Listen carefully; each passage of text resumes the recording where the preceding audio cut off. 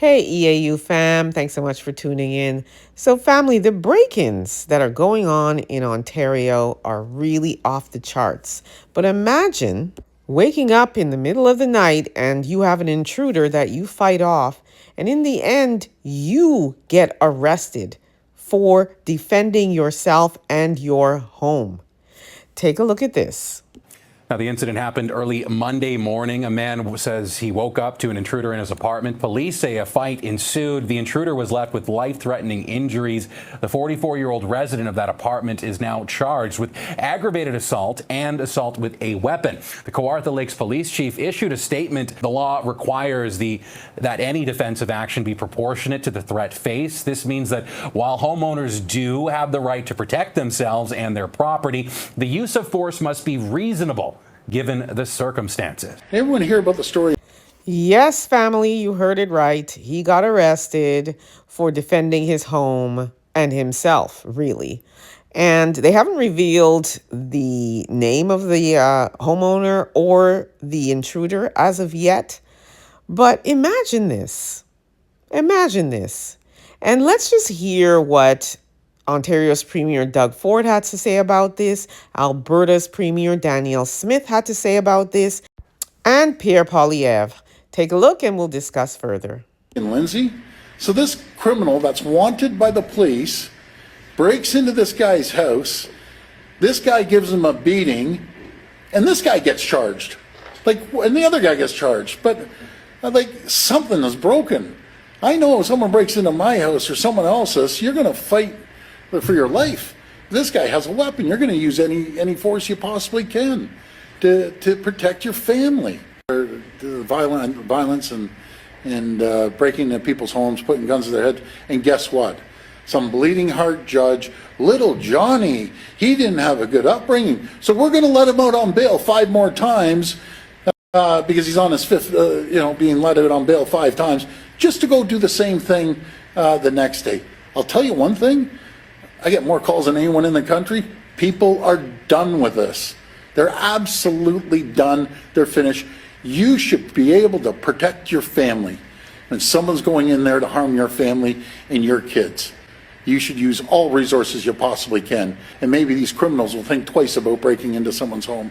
I wanted to get your reaction to an incident, I believe in Lindsay, Ontario, where a man is now facing criminal charges for defending himself from a home intruder. What are your thoughts on that situation? Well, if you don't want to get shot or beaten up, don't break into people's houses. Pretty straightforward. We had a similar incident in Alberta where somebody defended themselves, and they determined that there was not a reasonable likelihood of conviction, because we do expect that people are going to use a reasonable use of force to defend themselves and their families, and I support that. The law needs to be clear that if someone comes into your house uninvited to steal your property or harm your family, you need to be able to do whatever is necessary to stop them. And my message to the criminal thugs who are invading the homes of Canadians in unprecedented numbers because of Liberal laws is that you should be in serious danger if you go into someone's house illegally and try to harm them. If you don't want to be harmed, then don't invade someone's house and don't threaten their security. The law needs to be very clear that people have the right to defend their homes and their families against lawbreakers. So basically, fam, what it is here in Canada, and I know it's a bit different in the United States, but here in Canada, the force has to match, I guess, the offense. So, for example, if somebody is trying to break into your home and they break your window, you can't turn around and use your pew-pew on them. You'll get arrested for that.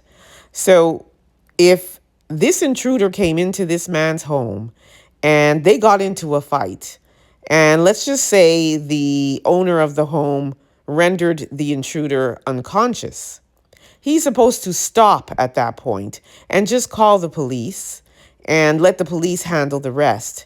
So in this case, we don't really know the condition of the intruder. We know that he has life-threatening injuries and the homeowner does not. So I guess they're trying to say that maybe this homeowner used excessive force and it didn't match, I guess, the crime. The problem that a lot of Ontarians are having with this is that what are you supposed to do? If you wake up in the middle of the night and there's an intruder in your home, it is fight or flight. And you're not going to be really having the faculties to say, oh, once he's unconscious, I'm just going to go ahead and call the police. No, you're just going to keep on railing and fighting and fighting. Plus, we don't really know how much the intruder fought. We know he had a weapon as well. So basically, in a nutshell, we're not allowed to use excessive force.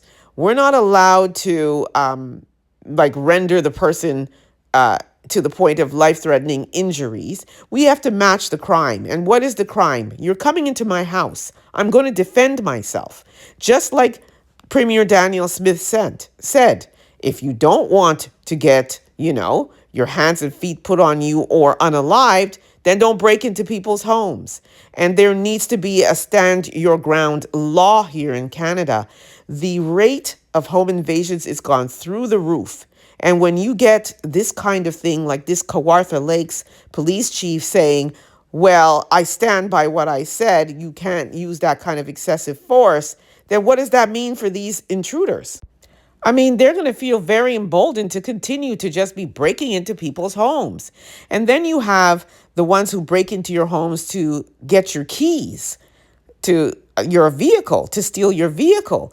And let's just listen to what the police have advised people to do when these people break into your home to grab your car keys. Take a look at this. To prevent the possibility of being attacked in your home, leave your fobs at your front door. Because they're breaking into your home to steal your car. They don't want anything else. A lot of them that they're arresting have guns on them, and they're not toy guns, they're real guns. They're loaded. So you heard that. Leave your fobs at the door. They only want to come for your car. We don't know that. And as a home and owner, I don't know what else you're going to do. I mean, if you're going to get my car, you may as well be getting other things too, my jewelry, money. So to say to just leave it at the door, do we leave milk and cookies as well? So this is what I'm talking about, family. And I want to hear from my American family because I know for a fact it's different in the United States. So to my American brothers and sisters, please drop your comments in the chat. What would you do in a situation like this? And what do you think about the way that Canada handles this? Shouldn't we have a stand your ground law? Shouldn't we be able to defend our homes by any means necessary and our families? Drop your comments in the chat. I am so interested in hearing what you think. And to my Canadian brothers and sisters, also, let's talk about this. Don't forget to like, subscribe, share this content, hit that notification bell so you don't miss out on the next one. Until next time, I shall see you again. Until then, please be safe, everyone.